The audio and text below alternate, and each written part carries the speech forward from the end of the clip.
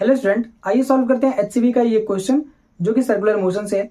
देखिए इस क्वेश्चन के अंदर क्या दे रखा है, a car has to move on a level turn of radius 45 metre. एक कार को मुड़ना है कहाँ पे, एक लेवल टर्न पर जिसका रेडियस कितना दे रखा है 45 मीटर। इसका मतलब जो रोड है, जो टर्न है वो कैसा है, सर्कुलर है, जिसका रेडियस दे रखा है कितना 45 मीटर। और जो टर्न है, जो रोड है वो कैसा है, फ्लैट है। ठीक, इसने लेवल टर्न बोल रखा है। इसका मतलब क्या है कि जो अपने पास टर्न रहेगा, जो रोड रहेगा वो कैसा रहेगा, फ्लैट, ऐसा रहेगा। ठीक है, सीधे सपाट। ठीक, इस तरीके का। यहाँ पे कुछ उठा हुआ नहीं रहेगा, एलिवेटेड नहीं रहेगा। ठीक है, बैंक्ड नहीं होगा, वो कैसा रहेगा, फ्लैट रहेगा। ठीक है, कुछ इस तरीके का अगर डायग्राम बनाए तो कुछ इस तरीके का अपने पास टर्न है। ठीक, ये कैसा टर्न है, तो ये फ्लैट टर्न है। ठीक, ये अपने पास फ्लैट टर्न है। ठीक, लेवल टर्न। आगे क्या दे रखा है, if the coefficient of friction between the tyre and road. जो गाड़ी, जो कार, जिस कार को चलना है उस कार के टायर और जो रोड का सरफेस है उसके बीच में जो फ्रिक्शन कोफिशिएंट है उसका वैल्यू कितना दे रखा है। If the coefficient of friction between the tyre and road is mu s is equal to 2.0 दे रखा है। Find the maximum speed the car can take without skidding. बोल रहा है कि वो कार किस मैक्सिमम स्पीड से जा सकती है इस लेवल टर्न पर। ठीक, वो हमें कैलकुलेट करना है। देखिएगा, तो ये अपने पास क्या है, लेवल टर्न, जिसका रेडियस कितना दे रखा है, जिसका रेडियस दे रखा है कितना 45 मीटर। तो आर की वैल्यू कितनी दे रखा है, गिवन। सबसे पहले हम क्या करेंगे, गिवन डाटा को नोट करेंगे। तो गिवन क्या है, given r is equal to, यानी रेडियस ऑफ टर्न दे रखा है कितना 45 मीटर। अब ये जो रेडियस दे रखा है वो किससे देगा, तो ये जो रेडियस दे रहा है वो जो कार रहेगा, ठीक है, उस कार तक का देगा। ठीक, जहां पे कार खड़ा रहेगा वहां तक का देगा, क्योंकि टर्न वही लेगा। तो सर्कल जो वो बनाएगा, जैसे मान लो कार अगर यहाँ पे, तो अगर कार यहाँ पे, तो इस जगह तक का जो है क्या रहेगा, यहाँ पे रेडियस की वैल्यू रहेगी। तो आर बराबर कितना 45 मीटर दे रखा है। अच्छा, यहाँ पे फ्रिक्शन कॉफिशिएंट दे रखा है कितना, friction coefficient mu s is equal to 2.0 दे रखा है। इसी को हम यूएस, इसी को हम यूके भी ले सकते हैं, कोई दिक्कत वाली बात यहाँ पे नहीं है। Find the maximum speed the car can take without skidding. अब इसका फॉर्मूला या तो आप डायरेक्ट जो याद कर लीजिए, है ना, या फिर हम इसको हम क्या कर सकते हैं, डिराइव कर सकते हैं। मान के चलो ये अपने पास क्या है, मान के चलो कि ये अपने पास क्या है, कार है। ठीक, अब ये जो कार है इसको जो है चलना है इस पर। मान लेते हैं कि इस कार का जो टोटल मास है, एज्यूम कर लेना है कि जो मास ऑफ द कार है, assume mass of the car. इससे कोई मतलब नहीं हम लोग, है ना, इससे हमारा कोई मतलब, इससे हमारा कोई लेना देना नहीं है। ठीक है, देखिएगा, फिर भी हम इसको मानेंगे, थोड़ा सा ये समझ में आए हम लोगों को। Assume mass of the car is m। ठीक, जो कार का मास है वो कितना है, स्मॉल m है। देखिए, अब अगर ये कार इस तरीके से जा रही होगी ना, इस डायरेक्शन में अगर चल रही होगी, तो ये कार क्या करेगी, जब ये कार टर्न लेगी तो क्या होगा, ये कार स्किड करेगी, फिसलेगी। अगर कोई कार, मान लो कि ये इस तरीके से, अगर अपने पास लेवल रोड है, ये अपने पास क्या है, लेवल रोड, एक लाइन यहाँ पे देखो, एक लाइन यहाँ पे देखो। ठीक, तो अगर ये अपने पास क्या है, इस तरीके से, अगर इस तरीके से कार जब मुड़ेगी, तो क्या होगा, ये स्लाइड करके बाहर जाना चाहेगी, है ना। जब स्लाइड करके बाहर जाएगी तो उसको बचाएगा कौन, फ्रिक्शन, इसको बचाएगा फ्रिक्शन। जब ये स्किडिंग करेगी, फिसलेगी, है ना, स्लाइड करेगी, तो क्या होगा, इसको बचाने वाला कौन आएगा, तो इसको बचाने वाला होगा फ्रिक्शन। अगर ये स्किड करके ऊपर की तरफ जा रही है, मतलब इधर जा रही है, इस साइड जा रही है, तो फ्रिक्शन किधर काम करेगा, उसके अपोजिट डायरेक्शन में। ठीक है, देखिए, तो अगर कार इस साइड जा रही होगी, अगर कार इस तरफ स्किड कर रही है, इस तरफ फिसल रही है, तो क्या होगा, जो फ्रिक्शन फोर्स होगा वो इस तरफ लगेगा, एज्यूम कर लो मास इसका इतना है, वेलोसिटी इसकी कितनी है, velocity of car is equal to v।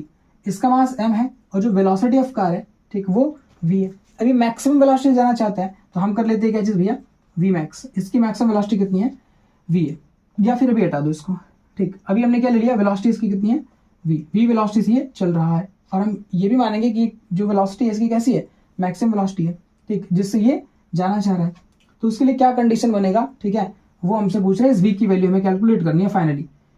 चलिए देखिए अब क्या करेंगे भाई, यहाँ पे देखिए अब फ्रिक्शन फोर्स इधर काम कर रहा होगा, ठीक है, फ्रिक्शन फोर्स इस साइड काम कर रहा होगा, जब ये स्किड करके उधर जाना चाहेगा तो फ्रिक्शन फोर्स इधर लगेगा, ठीक है।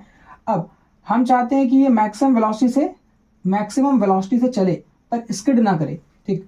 क्या बोला है कि find the maximum speed the car can take, वो स्पीड निकालो, मतलब वो मैक्सिमम स्पीड निकालो जिसपे कार स्किड ना करे, ठीक है।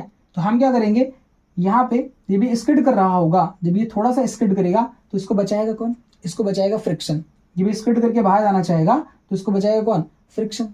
अच्छा, ये थोड़ा और अधिक तरीके से स्किडिंग करेगा, मतलब थोड़ा और तेजी से स्किड करेगा, तो जो फ्रिक्शन फोर्स है वो सेल्फ एडजस्टिंग फोर्स होता है, वो अपनी वैल्यू को थोड़ा और बढ़ा लेगा, ठीक। तो अब क्या करेगा, इसकी वैल्यू थोड़ी सी बढ़ जाएगी। जो अपने पास स्टैटिक फ्रिक्शन फोर्स होता है वो सेल्फ एडजस्टिंग फ्रिक्शन फोर्स होता है, तो ये क्या करेगा, अपना थोड़ा सा वैल्यू और बढ़ा लेगा, ठीक। अब ऐसे अगर ये ज्यादा स्किड करना चाहेगा, जितना स्किडिंग की वैल्यू बढ़ती जाएगी उतना फ्रिक्शन फोर्स की वैल्यू भी क्या होगी, बढ़ती जाएगी। अब अगर फ्रिक्शन फोर्स की वैल्यू बढ़ रही है, ठीक, तो अब उसकी भी एक लिमिट होती है, तो एक लिमिट जो होगी उसको फ्रिक्शन की, उसको हम कहते हैं लिमिटिंग फ्रिक्शन। तो यहाँ पे हम चाह रहे हैं कि ये मैक्सिमम वेलोसिटी से जाए पर स्किडिंग नहीं होना चाहिए, ठीक। तो यहाँ पे फ्रिक्शन फोर्स भी कैसा लगना चाहिए, मैक्सिमम लगना चाहिए। इसका मतलब है कि यहाँ पे इसको बचाने वाला कौन है, ये बाहर ना जाए तो इसको बचाने वाला है फ्रिक्शन फोर्स। और अब हमें पता होना चाहिए कि जब भी कोई सा एक कार या कोई सा एक ऑब्जेक्ट एक सर्कुलर मोशन कर रहा होता है, एक सर्कुलर पाथ में चल रहा होता है, तो सर्कुलर पाथ में चलने के लिए हमेशा एक हमें क्या चाहिए होता है, फोर्स चाहिए होती है, जो कि किस तरफ लगे, सेंटर की ओर लगे, है ना। अगर कोई सा भी ऑब्जेक्ट एक सर्कुलर मोशन करना चाहता है, एक सर्कुलर पाथ में चलना चाहता है, कोई सा ऑब्जेक्ट अगर एक सर्कुलर पाथ में चलना चाहेगा, ये ऑब्जेक्ट है मास का, अगर ये सर्कुलर पाथ में चलना चाहेगा तो इसके लिए क्या होना चाहिए, इस तरफ एक फोर्स लगनी चाहिए। अगर हम एक रस्सी लें और उसमें एक जो है ऑब्जेक्ट बांध दे और बांध करके घुमाएं, तो देखिए उसको घुमाने के लिए हमें लगातार क्या करना पड़ता है, रस्सी को खींचना पड़ता है। जिस सर्कुलर पाथ में वो ऑब्जेक्ट चलेगा, जिस सर्कुलर पाथ में वो ऑब्जेक्ट चलेगा, उसके सेंटर की ओर हमें रस्सी को क्या करना पड़ता है, खींचना पड़ता है लगातार, तभी वो जाके क्या करेगा, सर्कुलर मोशन कर पाएगा, अदरवाइज नहीं कर पाएगा। अच्छा, तो अगर इसको हमें फोर्स लगा के खींचना पड़ता है तो इस फोर्स की वैल्यू कितनी होती है, तो इस फोर्स की वैल्यू होती है mv² डिवाइड बाई r, है ना। तो ये अपने पास इतना फोर्स होता है। इस फोर्स का नाम क्या होता है, सेंट्रीपिटल फोर्स। तो यहाँ पे क्या होगा, अगर हमें वेलोसिटी निकालनी है तो ये हमें थोड़ा सा दिमाग लगाना पड़ेगा कि जो Fs की वैल्यू है, ठीक, मैक्सिमम स्टैटिक फ्रिक्शन फोर्स, ठीक, Fs मैक्स, वैसे ये आसान क्वेश्चन है, मुझे समझाने में टाइम लग रहा है बस। Fs मैक्स किसके बराबर होगा, तो यहाँ पे जो सेंट्रीपिटल फोर्स है, सेंटर की तरफ जो फोर्स प्रोवाइड करा रहा है यहाँ पे, ठीक, इस ऑब्जेक्ट को, वो कौन है, तो वो है फ्रिक्शन फोर्स। इसको चलने के लिए, इसको सर्कुलर पाथ में चलने के लिए, कार को सर्कुलर पाथ में चलने के लिए किसकी आवश्यकता होगी, तो इसको जरूरत पड़ेगी एक सेंट्रीपिटल फोर्स की, सेंटर की तरफ लगने वाले फोर्स की, जो कि कौन प्रोवाइड कराएगा, Fs मैक्स प्रोवाइड कराएगा, ठीक। इस वजह से Fs मैक्स की वैल्यू किसके बराबर होगी, सेंट्रीपिटल फोर्स के बराबर होगी, Fc के बराबर होगी। तो यहाँ पे Fs मैक्स बराबर क्या होता है, तो आपको पता होगा कि जो Fs मैक्स का फार्मूला होता है स्टैटिक फ्रिक्शन फोर्स में, स्टैटिक फ्रिक्शन फोर्स का कोई फार्मूला नहीं होता है, लिमिटिंग फ्रिक्शन फोर्स का फार्मूला होता है। और लिमिटिंग फ्रिक्शन फोर्स का फार्मूला क्या होता है, म्यूएस इंटू एन।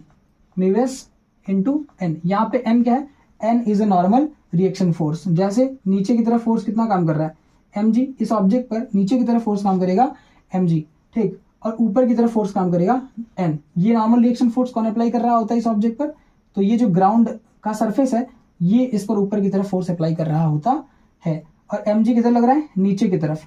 अब बॉडी ना ऊपर जा रही ना नीचे आ रही, इसलिए क्या होगा, जो n की वैल्यू वो mg के बराबर होगा। बात की बात है, Fc इज इक्वल टू क्या होगा, mv² डिवाइड बाई r। ये किस सर्कुलर पाथ में मूव कर रहा है, तो r रेडियस के सर्कुलर पाथ में ये मूव कर रहा है, ठीक। तो यहाँ पे जो Fc की वैल्यू, सेंट्रीपिटल फोर्स की वैल्यू होती है वो mv² डिवाइड बाई r होती है। ये आपको फॉर्मूला याद करके रखना है। अब यहाँ पे म्यूएस इंटू n की वैल्यू कितनी होगी, mg, और बराबर यहाँ पे क्या होगा, mv² डिवाइड बाई r। अब यहाँ पे क्या है, m से m क्या हो जाएगा, कैंसल आउट, और यहाँ पे v² इज इक्वल टू क्या होगा, म्यू एस, इसको यहाँ पे छोड़ दो, r को मल्टीप्लाई कर दो, तो म्यू एस इंटू क्या हो जाएगा, r, और क्या चीज, g, तो v² is equal to mu s into rg हो जाएगा। अब ध्यान से ये जो वैल्यू आई है v is equal to mu s into r g, mu s into r g. ये जो वैल्यू आई है, म्यू एस लिखो यहाँ पे, म्यू आर लिख दिया, म्यू एस इंटू क्या चीज, आर जी। ये वेलोसिटी होनी चाहिए, है ना। ये इस वेलोसिटी से क्या करना चाहिए, इसको मूव करना चाहिए इस सर्कुलर पाथ पर, इस सर्कुलर पाथ पर इसको इस वेलोसिटी से क्या करना चाहिए, मूव करना चाहिए, है ना। अगर ये चाहता है कि स्किडिंग ना हो, तो इसको क्या करना चाहिए, इस ऑब्जेक्ट को क्या करना चाहिए, या तो ये वेलोसिटी को इतना रखना चाहिए mu s into r g के बराबर, root mu s into r g के बराबर रखना चाहिए, या फिर क्या करना चाहिए, या फिर इससे वैल्यू छोटी रखनी चाहिए, या तो v की जो ये वैल्यू आई है इससे v की वैल्यू कम हो। यहाँ पे जो v की वैल्यू यहाँ पे आ गया म्यू एस इंटू आर जी, ठीक, v की वैल्यू इससे या तो कम हो या फिर इसके बराबर हो, तब स्किडिंग नहीं होगी, अदरवाइज क्या हो जाएगा, ये स्किड करने लग जाएगा, फिसलने लग जाएगा, ठीक। तो यहाँ पे maximum velocity v max is equal to कितना होगा, v max is equal to होगा इसके बराबर। यानी यहाँ पे अगर कायदे से लिखता मैं तो इसको ऐसे भी लिख सकता था, या तो इसके बराबर हो, ठीक है, या तो इसके बराबर हो, या तो इससे कैसा हो, छोटा हो, या तो इससे छोटा हो, तब जाके बिना स्किडिंग का ये चलेगा, अदरवाइज नहीं चलेगा, ठीक है। चलेगा मतलब स्किड करने लग जाएगा, ठीक। तो यहाँ वी मैक्स जहाँ पे स्किडिंग नहीं होगी उसकी वैल्यू कितनी आएगी, mu s is equal to कितना दे रखा था 2, तो यहाँ पे कितना चिपका देंगे 2, और यहाँ पे आर की वैल्यू कितना दे रखा था 45, तो यहाँ पे रख देंगे 45 मल्टीप्लाई करके इंटू 45, वापस कर देता हूँ 45 इंटू कैचेस मीटर कर दें, यहाँ पे जी की वैल्यू कितनी, वेलोसिटी तो 100% क्या आएगा, मीटर पर सेकंड में आंसर आएगा, और यहाँ पे जी की वैल्यू कैचेस अपने से ले लो, या तो 9.8 लेंगे या फिर क्या लेंगे यहाँ पे 10, ठीक, 10 मीटर पर सेकेंड, ये अपने पास क्या हो जाएगा वी मैक्स की वैल्यू। इसको सॉल्व कर लीजिएगा तो आंसर अपने पास आ जाएगा, ठीक है। तो इस तरीके से इस क्वेश्चन का सोल्यूशन है, ठीक। यहाँ पे 45 गुना के 90 होगा, ठीक, और 90 का यहाँ पे कर दें, अगर एक बार में सॉल्व करें इस जगह पे, तो v max is equal to कितना आ जाएगा, v max is equal to 90 into कैचेस 10 है, तो ये अपने पास आ जाएगा 900, और मीटर स्क्वायर बटा कैचेस, अच्छा ये मीटर पर सेकंड स्क्वायर होगा, गलती होगी मुझसे, मीटर पर सेकंड स्क्वायर, तो यहाँ पे कैचेस मीटर स्क्वायर बटा सेकंड स्क्वायर हो जाएगा, तो v max is equal to कितना आएगा, आई होप कि यहाँ पे दिख रहा होगा, चेक कर लो एक बार, मस्त दिख रहा है। तो v max is equal to कितना आएगा, रूट में 900 मीटर स्क्वायर है, तो यहाँ पे 3 आ जाएगा, 0 आ जाएगा, देखो 900 का क्या होगा, अगर स्क्वायर रूट निकाले 900 का तो वो आएगा 30, और ये आएगा मीटर पर सेकेंड, तो this we have the result, ठीक। कि जो मैक्सिमम वेलोसिटी है, ये जो कार है वो कितनी मैक्सिमम वेलोसिटी चलेगा इस 45 मीटर वाले टर्न पर, तो उसकी मैक्सिमम वेलोसिटी कितनी होगी, 30 मीटर पर सेकंड होगी, है ना। इस वेलोसिटी से ये चलेगा, ये मैक्सिमम वेलोसिटी है जिससे चलेगा, तो यहाँ पे स्किडिंग नहीं होगी। इससे कम पे चलेगा, 29 से चलेगा तब भी स्किडिंग नहीं होगी, पर अगर 30.1 से गया तो क्या हो गया, 30.1 मीटर पर सेकंड से गया तो स्किडिंग होना स्टार्ट हो जाएगा। क्लियर है। तो इस तरीके से ये रहा इसका सोल्यूशन, ठीक। तब तक के लिए ओके बाय।